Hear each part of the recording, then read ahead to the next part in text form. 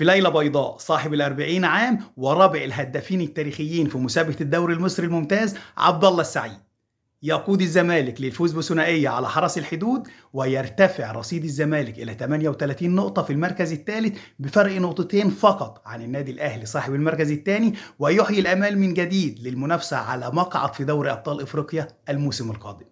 الهدف الثاني في المباراة هو الهدف العاشر لناصر منسي اللي بيعتلي به صدارة هداف الدوري المصري هذا الموسم بفرق هدف عن إمام عاشور صاحب المركز الثاني، ويشعل منافسة الهداف هذا الموسم.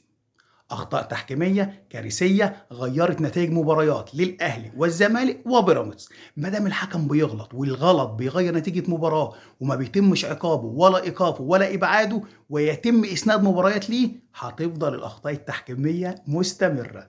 ما دام مفيش كوادر شابة تحكيمية بتاخد فرصة سواء حكم فار أو حكم ساحة، هتفضل الأخطاء التحكيمية كارثية، وكل حكم بيدافع عن لون التيشيرت بتاعه وانتمائه. لابد من دفع بكوادر تحكيمية شابة على قدر الحدث.